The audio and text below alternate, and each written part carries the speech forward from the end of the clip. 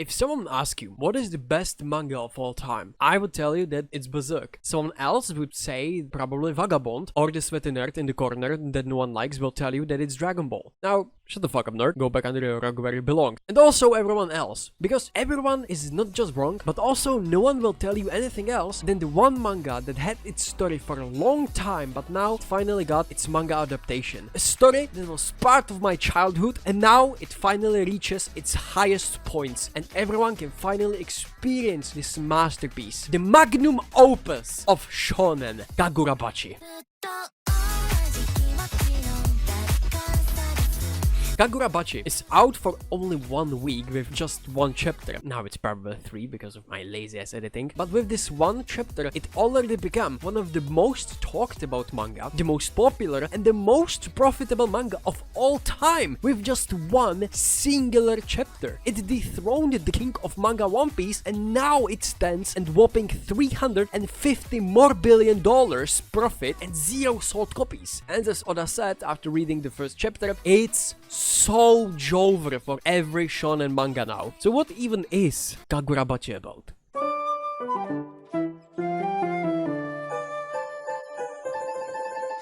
The main character named Chihiro is working with his father, Fuck you. The most famous swordsmith in the land. On one side, Chihiro is with absolutely no emotions at all, looking more like a fucking vampire than human. And on the other hand, his father is talking with his goldfish about learning. The whole interaction with his father is just so goofy and weird, but the weird stuff is always nice to see. It at least creates memorable characters and moments and separates them from other shonen cliches. We then get a lecture about his father being essentially a hero, and if Chihiro keeps up his hard work, he sure will one day be like his father. And then we have 38 month skip, which is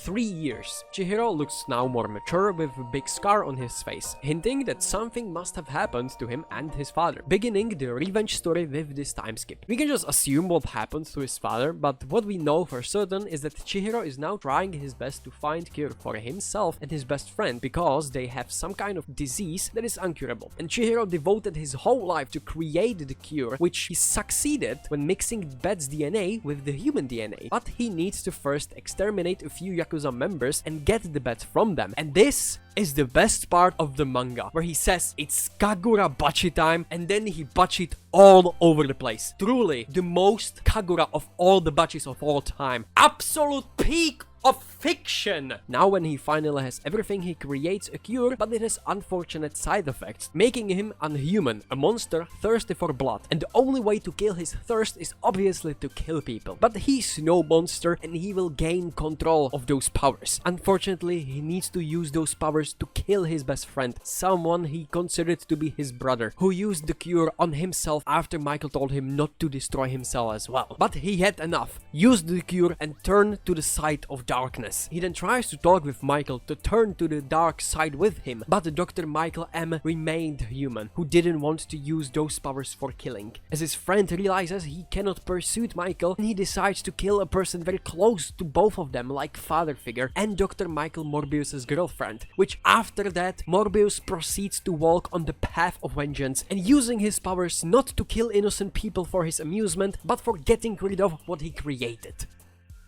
Wait. Didn't I just explain Morbius?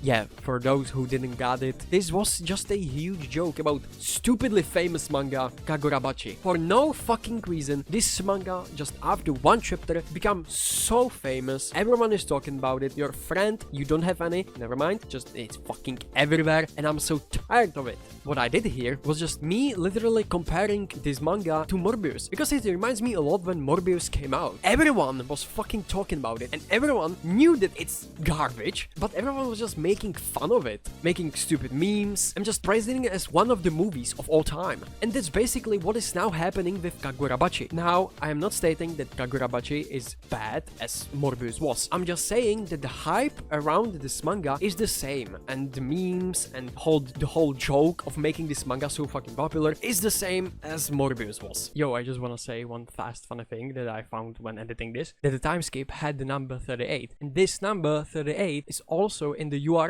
for the movie Morbius on the side that I've watched. That is funny, right? Now laugh. That is the fucking rabbit hole of a sequel for Morbius. Now, without any jokes, Kagura Bachi looks decent.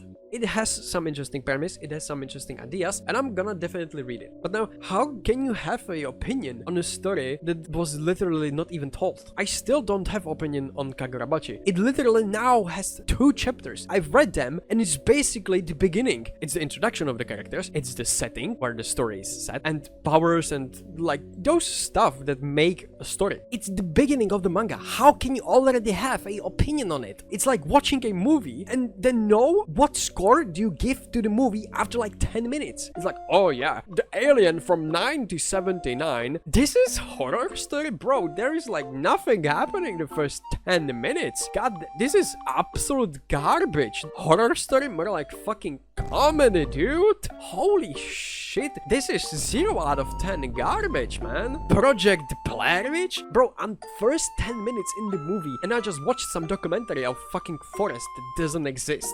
Like Project Blair Witch, more like Project Jack shit. More like Project bullshit.